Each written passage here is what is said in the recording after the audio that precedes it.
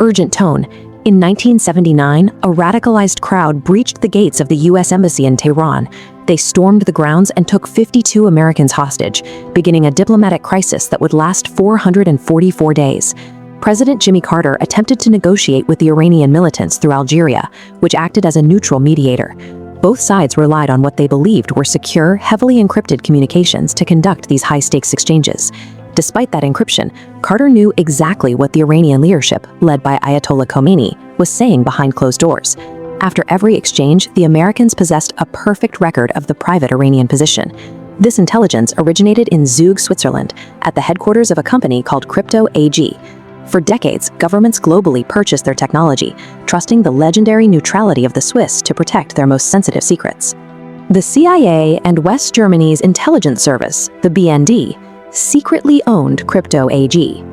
By controlling the manufacturer, these agencies rigged the communications hardware used by over 100 nations. The arrangement began in 1951 with a deal between the CIA and Swedish inventor Boris Hägglin. Hägglin was a brilliant entrepreneur who had supplied thousands of cipher machines to the U.S. military during World War II. But as business slowed in peacetime, he accepted a secret offer to buy his loyalty.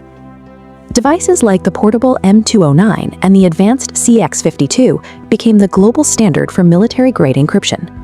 To the foreign governments buying them, these machines appeared to be mechanical fortresses that produced unbreakable codes. The CIA required Crypto AG to produce two different versions of the hardware. U.S. allies received a truly secure model, while everyone else was sold a variant with a hidden mechanical weakness. Inside the revolving drum, sliding bars and metal lugs determined how the code was randomized. In the compromised machines, the majority of these bars were physically blocked, forcing the device to produce predictable patterns that the CIA could crack almost instantly. This quiet hardware manipulation turned a neutral businessman into a massive intelligence asset on the U.S. payroll, receiving hundreds of thousands of dollars a year to deceive his own customers. In 1970, as Hägglin aged, the CIA and BND used shell companies in Liechtenstein to buy Crypto AG outright. This secured the back door for the next generation, ensuring no new owner could inadvertently fix the rigged machines. Total control was cemented shortly after the purchase, when Hägglin's son, Bo, died in a car crash near Washington, D.C. Bo had worked for the company and reportedly disapproved of the secret operation.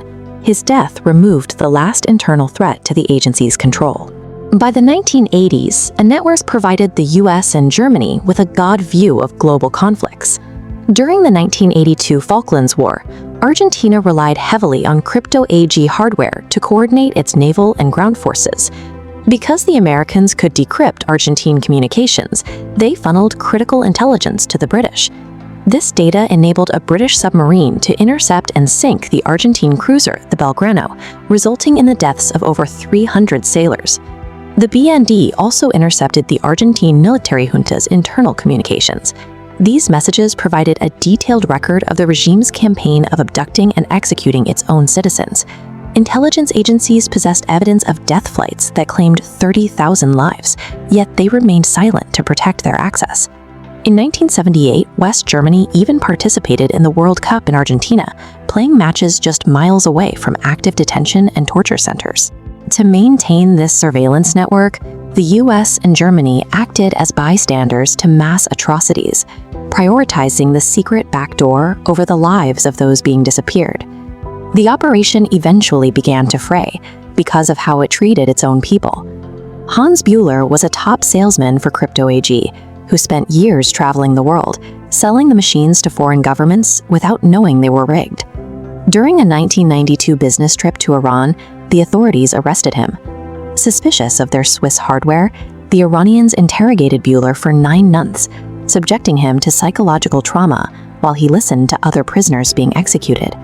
The BND eventually paid a $1 million ransom for his release, but the CIA refused to contribute. When Buehler finally returned to Switzerland, Crypto AG immediately fired him, leaving him discarded and traumatized. Hans Buehler realized he had been used. He went to the press with his suspicions, triggering a media investigation that finally brought Crypto AG's secret into the global spotlight. The downfall of Operation Rubicon was caused by the reckless exploitation of the people who ran it. It wasn't a rival spy that ended the program, but a salesman who refused to be a silent pawn. The full scale of the operation only became public in 2020, following a leak of the CIA's internal Minerva report. This document proved that the US and Germany had successfully deceived over 100 foreign governments for nearly 70 years. Operation Rubicon allowed intelligence agencies to read the private thoughts of the world with almost no legal oversight or repercussions. While Crypto AG was eventually dismantled, the core strategy of using technology companies for intelligence collection has only grown more sophisticated. If intelligence agencies could successfully rig the physical hardware of the world for half a century, we are forced to ask, whose digital networks, software, and smartphones are we blindly